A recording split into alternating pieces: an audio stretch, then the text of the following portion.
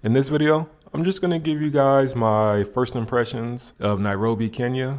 Give you some things that kind of caught me off guard when I arrived here. Keep in mind, I've only been here for around 1 week. So these thoughts, these first impressions are subject to change in the future for some of you guys who get triggered. Well, every time I do this for a country, there's always some people who get triggered. So just throwing that out there. And with that, let's start off with the first one. When I was debating on which part of Africa to visit first, West Africa came to mind because half my family on my father's side is from Nigeria. So I was thinking I'll go and start off in Lagos and see the family and start my adventures there. However, come to find out, it's rainy season on that side. So I said, let me start on the eastern side, especially here in Kenya, because they have, at the safari, they have it's called the Great Migration, where you have a ton of wildebeest crossing the lake from Tanzania into Kenya. Great time to see just a ton of animals and a lot of opportunities for hunting, et cetera, et cetera. I said, cool, I'll do Kenya. The only thing is, when I was doing research, no one brought up the fact that this is wintertime. I didn't think it got cold in sub-Saharan Africa, but boy, am I wrong. And I actually believe it's not only East Africa, but I think the southern part of Africa as well can get a little chilly.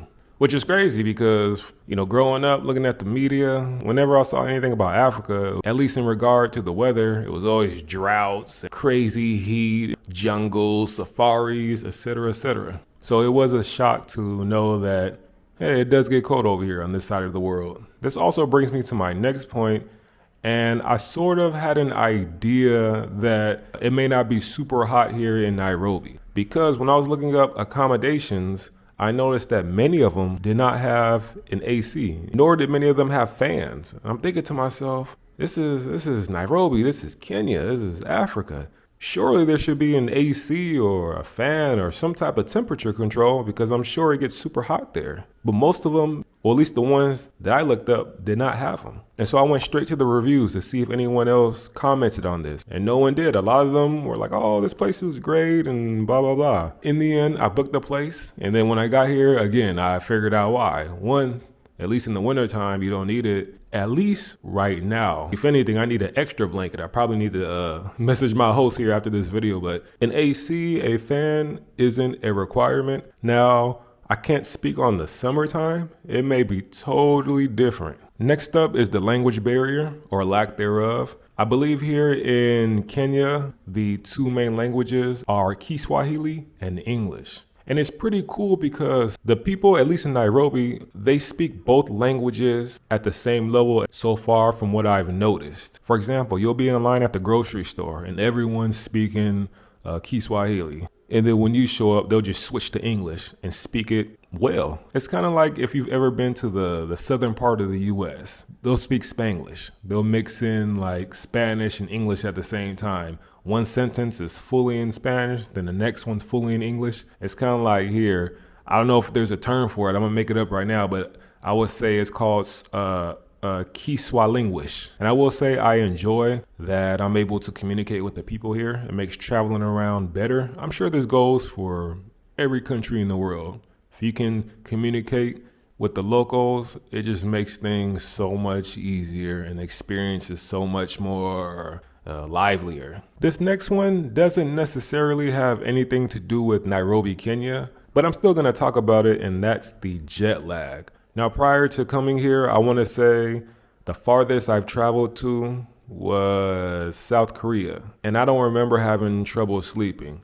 But here in Kenya, I want to say it took me around 4 to 5 days to actually get used to the time zone here for my body to adjust. For the first 4 to 5 days, I was not able to sleep at night no matter what. Even if I was out during the day, walking, filming, exploring, when I would come home and try to lay down, I just could not fall asleep. Now, everyone's different. This may not happen to you. I'm surprised it happened to me. Normally, again, when I went to Asia, to South Korea, I don't remember it being lasting this long. But here in Kenya, it's been a struggle, but I think I'm good now. Moving along, we have the prices in Nairobi. Now, from what I was shown and what I kept seeing through the media, the poverty and et cetera, which is here, you would think that things would be way more affordable. But that's not the case, at least so far in this city. I'm not saying it's super expensive, but it's just not as, I just thought the prices would be a little bit lower. It does help having the USD because of the exchange rate. All right, so shout out to the USD. But just overall, I wouldn't consider Nairobi, Kenya a budget traveler's destination.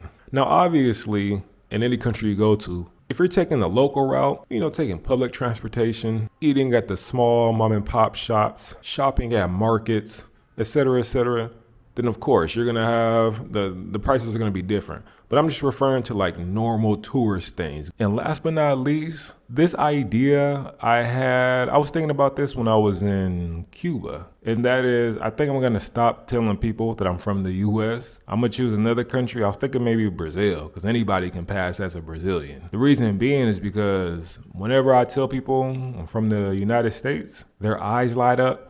And it seems like, I don't know, the vibe is just different. I can't say if it's a good or bad thing. And it hasn't happened everywhere. It's not like everyone's doing it with me. It's just particular situations. For example, a cop tried to ask me for some money in front of like a government installation, which I thought was crazy. Believe it or not, I've been doing YouTube travel for about 4.5 years. And I want to say I've never been asked blatantly from a cop for money. I had one time in Mexico where they were kind of getting to asking me for money, but they never did. Now, here's the thing. For some people watching, that actually may be normal. Because of the activities that you indulge in, you find yourself around cops bribing you often. Well, for me, that's not normal. I try to avoid it. I pride myself on not getting in trouble and not having to deal with cops, both in the US and overseas. So for me, when the cop tried to ask me for money, that's something new to me. That's foreign. So don't be surprised if you see one of my future videos and someone asks me, where are you from? And I say, oh, Brazil.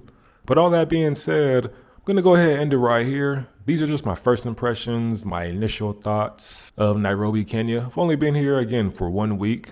Also, these opinions, these observations are subject to change. So far, I'm enjoying Kenya. People here are super friendly. It seems super chill on the street, although it's election time, but it seems super chill on the street. And I'm going to continue to explore a little bit more. So be looking out for some more videos from the country of Kenya. Appreciate you guys watching. Hope you guys enjoyed the video. And I'll catch you guys at the next one. Deuces.